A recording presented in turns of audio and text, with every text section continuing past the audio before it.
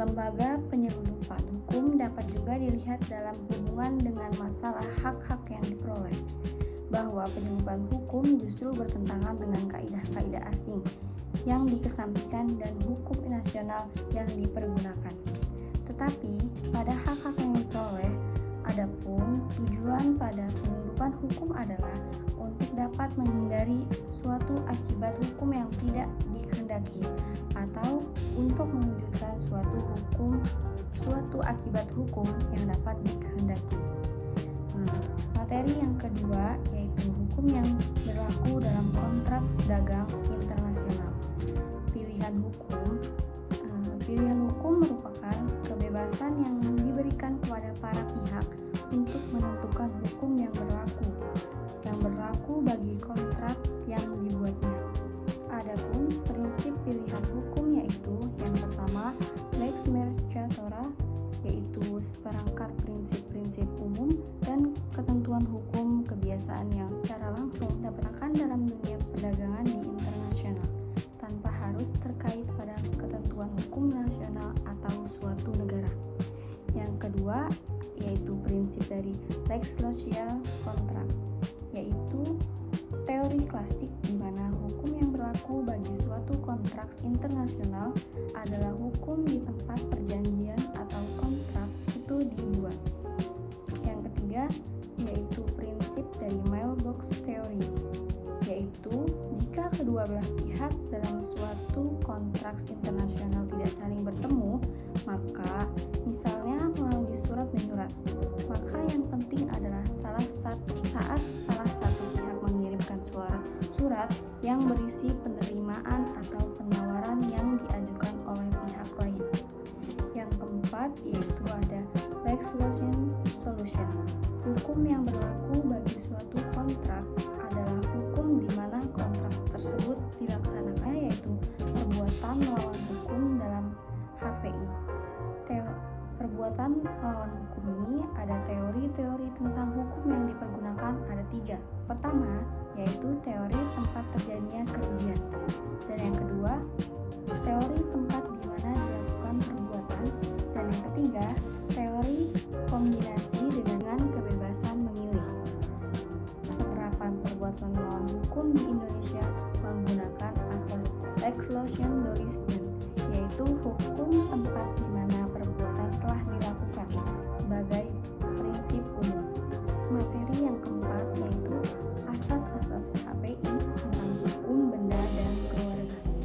Dalam HPI, pembahasan mengenai benda dilihat dengan benda tetap dengan benda yang bergerak, dan benda terwujud dengan benda yang tidak terwujud.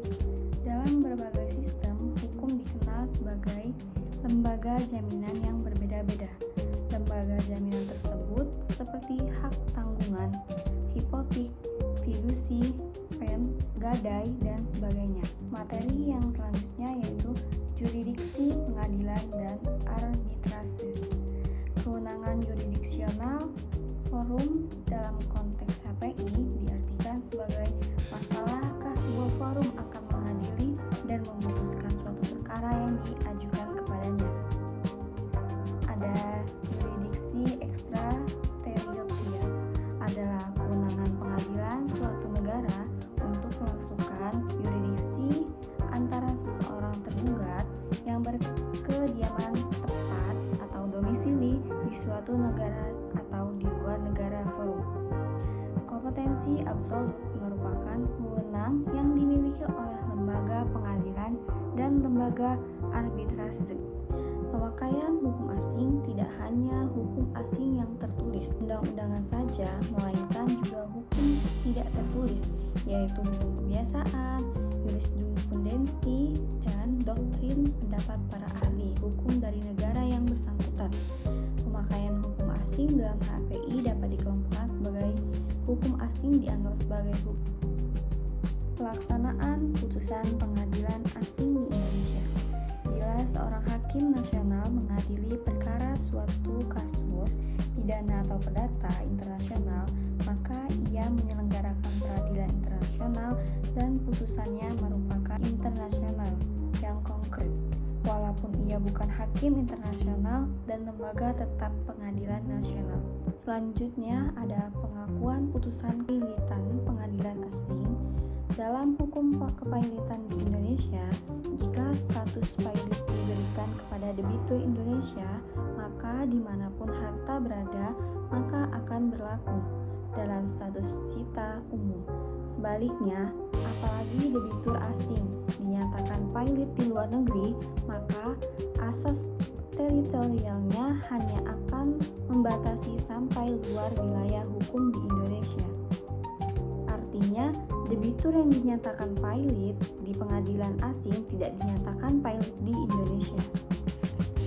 Selanjutnya ada pengakuan putusan arbitrase asing di Indonesia. Pada umumnya dapat dikatakan bahwa putusan atas suatu sengketa yang telah ditetapkan oleh hakim atau pengadilan asing tidak dapat secara otomatis dilaksanakan di Indonesia.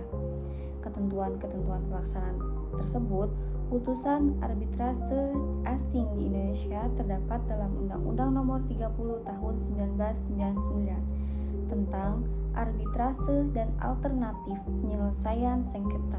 Dalam pasal 65 sampai dengan pasal 69 tentang pengakuan dan pelaksanaan putusan arbitrase asing internasional seperti yang dilakukan dalam tahun 1958. Sekian dari materi yang saya jelaskan.